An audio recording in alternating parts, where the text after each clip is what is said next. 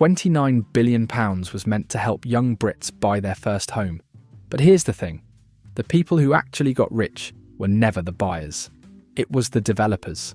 Becky Williams found out the hard way. 24, a hard-won 5% deposit, a brand new house, 295 defects before she'd even unpacked.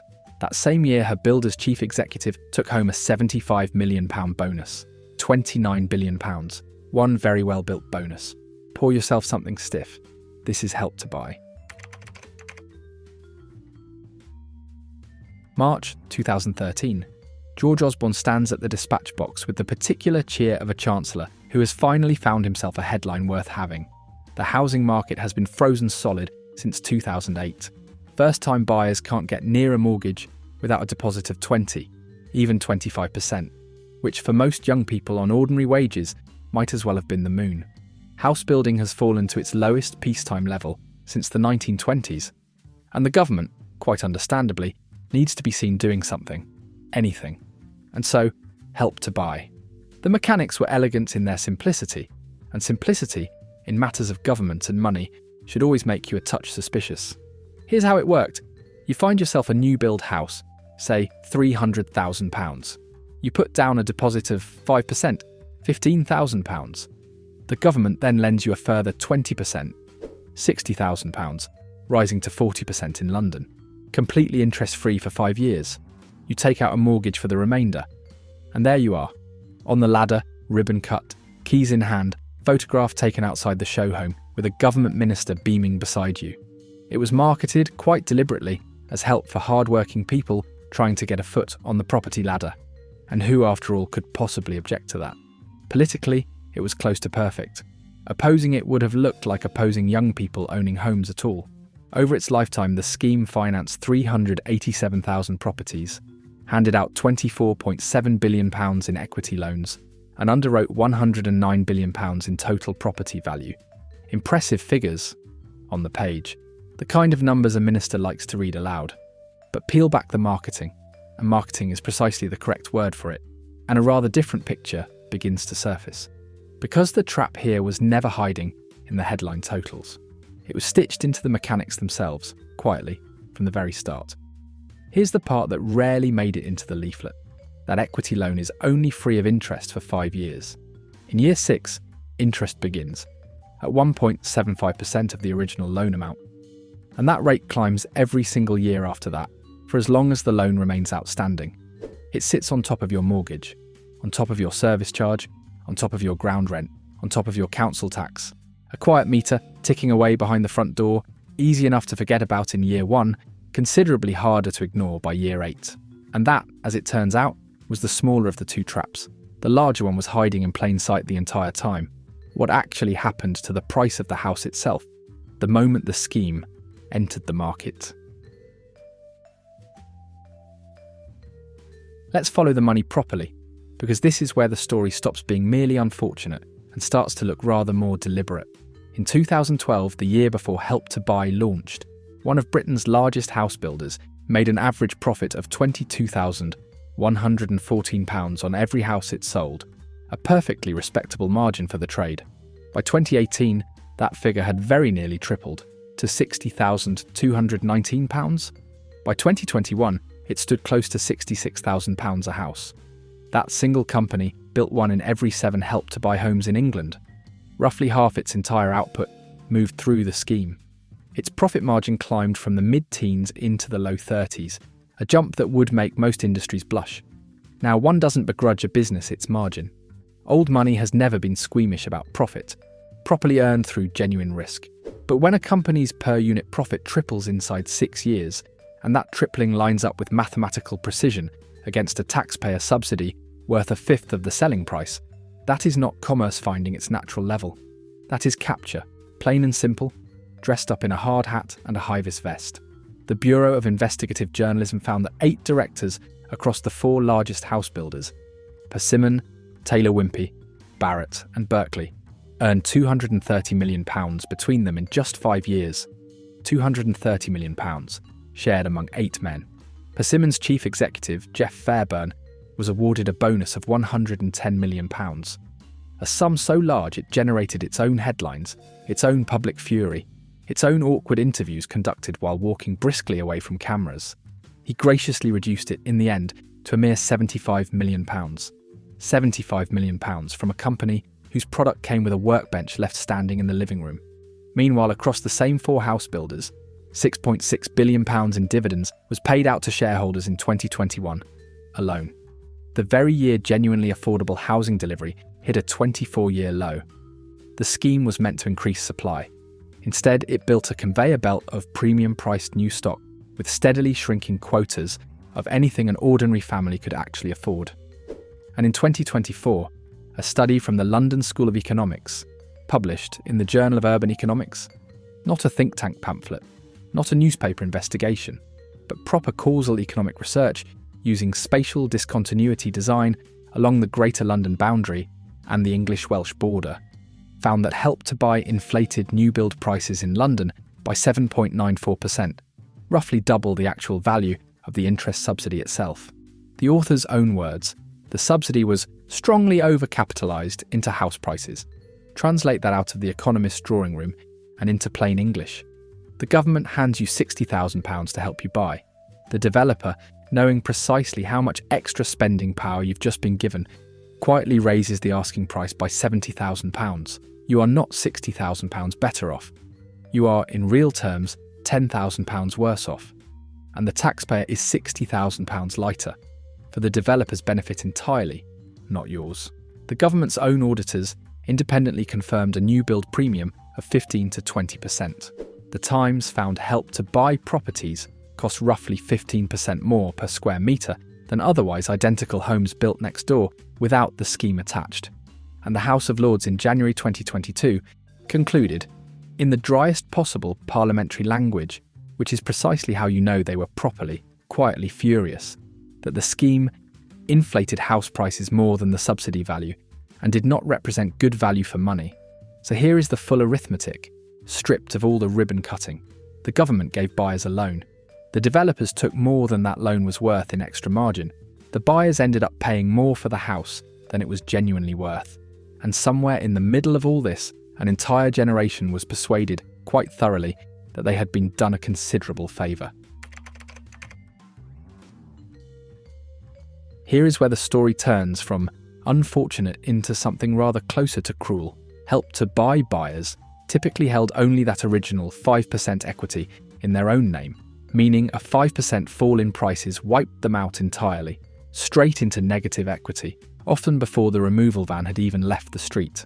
One property trade magazine, using freedom of information requests, found that in the scheme's first 6 years, 1 in every 7 Help to Buy homeowners who sold did so at a loss. In 26 local authority areas, every single Help to Buy resale lost money. Everyone, even in areas where the wider market was rising steadily, because the new build premium had always been a kind of fiction, and reality, once it finally arrived, simply priced it back down to where it always belonged. By 2023, according to estate agents Hamptons, 12% of new build sellers nationally were making a loss, against 6% of sellers of older second-hand homes. By 2025, that figure for new build flats in London had climbed to nearly 41%, 4 in 10. Think of that the next time you see a glossy hoarding promising a limited number of exclusive homes remaining. Then came the second trap, quieter still, and arguably more insidious. Between 2013 and 2019, over 17,000 houses, not flats, actual freestanding houses, were sold through Help to Buy as leasehold. Why would anyone sell a house leasehold? Because the developer could charge £50,000 more for the privilege of structuring it that way, and then sell the freehold on separately to an offshore investment fund, keeping both payments for itself. Ground rents that doubled every decade, £250, then £500, then £1,000, then £2,000, climbing quietly while the family inside simply tried to raise their children. Permission fees of £1,600, charged simply for the right to build a conservatory on a house the family believed, quite reasonably, that they owned outright. One house builder in particular did this systematically, at scale, selling freeholds onto a £1.6 billion fund operating through Jersey, its ownership tucked behind a screen of nominee directors. Follow the money, and it becomes almost balletic in its cynicism.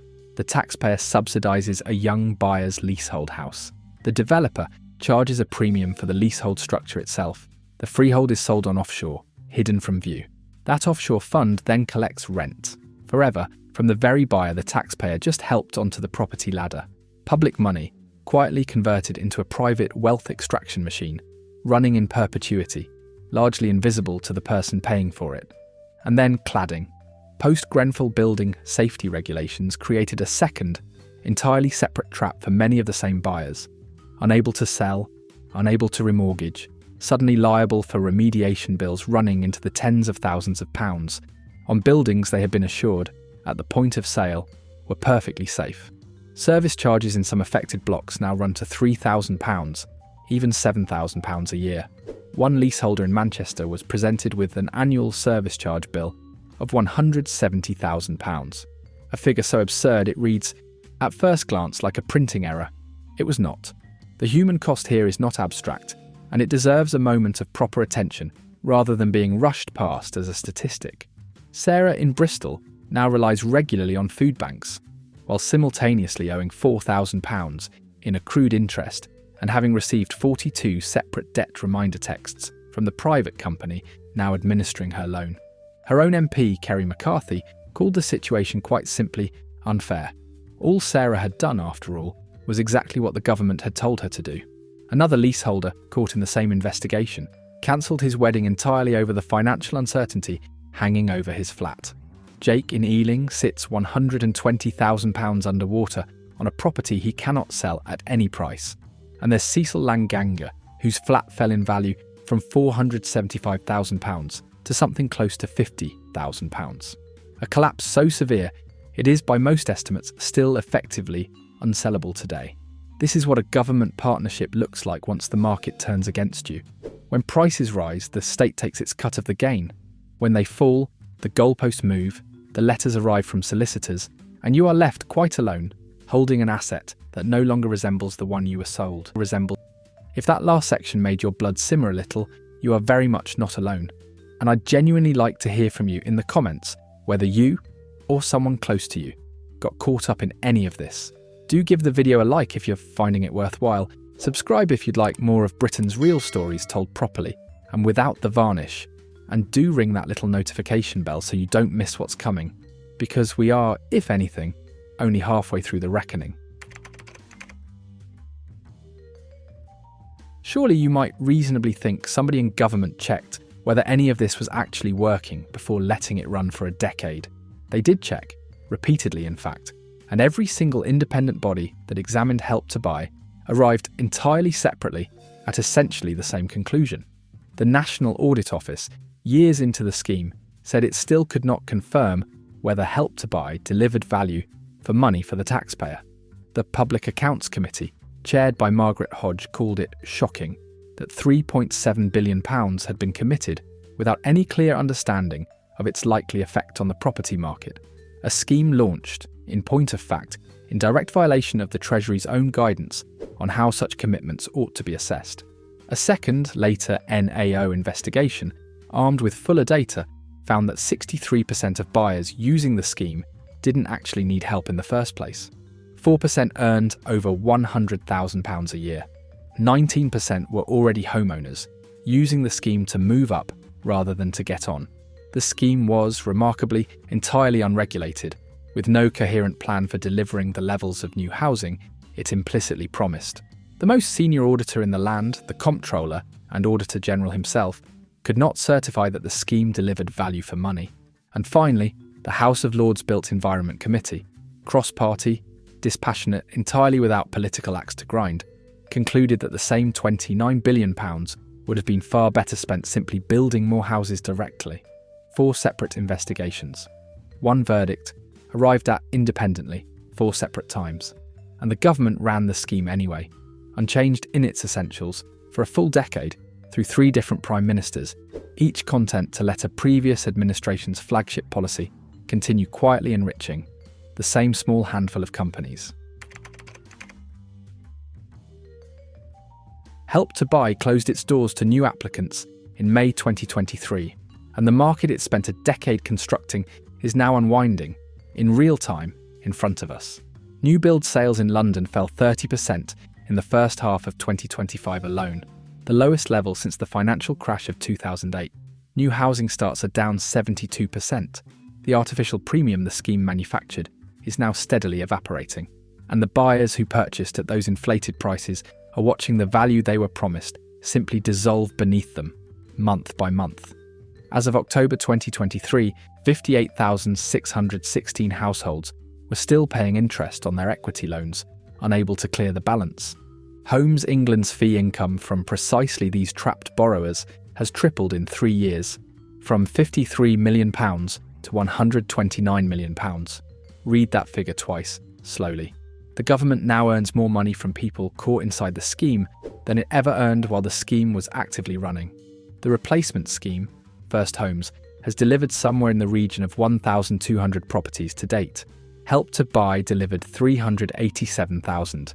There is, in other words, no meaningful safety net beneath any of this now. Only the slow, entirely audible sound of a heavily subsidised market quietly returning to what it was genuinely always worth. Online, in forums like Reddit's own housing communities, and on accounts documenting the fallout in granular detail, trapped buyers describe the same thing in strikingly similar words. Stuck in a flat. Can't move. Scared even to try. One of the worst decisions of my life. The reckoning has been 10 years in the making, and it is only now who are quietly arriving. So let's return finally, properly, to that number. £29 billion. That is the House of Lords' own working estimate of the scheme's ultimate cost once the very last loan on the books is eventually repaid. For £29 billion, by one entirely reasonable set of construction assumptions, this country could instead have built more than 74,000 social homes. And social housing, as an investment, returns something in the region of £284 for every single pound spent on it. One of the single best returns available to any government, in any sector, anywhere. Instead, we spent £29 billion inflating prices, enriching a handful of house builders and quietly trapping the very people the scheme claimed, so cheerfully, to be helping. And in those same years, while all of this unfolded, we sold off 140,000 existing social homes through right to buy, liquidating stock that was genuinely earning a solid return for the public purse, to subsidise new builds that lost real value the moment the ink on the contract dried, all while housing waiting lists swelled past 1.33 million households nationwide. If you sat down and wrote this as satire, nobody would believe a word of it. So let's be entirely precise about what this was, and equally precise about what it wasn't. Help to Buy was not a criminal conspiracy. Nobody went to prison over any of it. There were no smoke-filled rooms, no secret handshakes, no villain twirling a moustache in the shadows. It was something rather more particularly British than that. A perfectly legal policy, so poorly designed, so thinly evaluated at the outset, and so confidently marketed throughout, that it achieved almost precisely the opposite of everything it originally promised. It was meant to help first-time buyers. Instead, it trapped them. It was meant to raise the supply of housing. Instead, it inflated prices. It was meant to be a leg up onto the ladder. It became, in practice, a wealth transfer to developers, wearing a hard hat and a very convincing smile. And the men who announced it, standing outside those show homes with the ribbon freshly cut, they have, by and large, moved on rather comfortably. Memoirs written, board seats taken up, after-dinner speeches delivered at a perfectly agreeable rate per engagement. Meanwhile, Becky Williams spent 16 months fighting simply to have her new house function as a house. Jake in Ealing remains £120,000 underwater on a flat nobody will buy. Sarah in Bristol queues at a food bank while receiving polite, computer-generated reminders about the debt she still owes. And Cecil Langanga's flat, worth £475,000 on paper not so very long ago, sits at a fraction of that value, and largely unsellable still. If you currently find yourself in a Help to Buy property, or you're weighing up any government scheme that promises to make home ownership simple and painless, do your own homework first, properly and without shortcuts. Read the fine print in full, not the summary. Model the interest payments out several years, not just the first 5. Ask directly about the service charge history and get it in writing.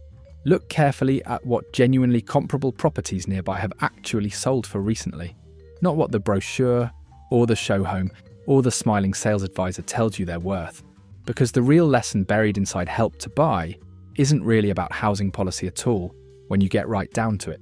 It's this: whenever a government tells you warmly and reassuringly, that it's helping you buy something, it is always worth asking, quite calmly and without any particular malice, who else is being helped in that same transaction, and precisely who stands to profit handsomely if it all goes rather badly wrong. If you got something out of this one, you know what to do. A like genuinely helps more than you might think, and I do read every single comment, so do tell me what you make of all this. Subscribe if you'd like more of these stories, properly researched and told to you honestly, without the varnish. And I'll see you in the next one.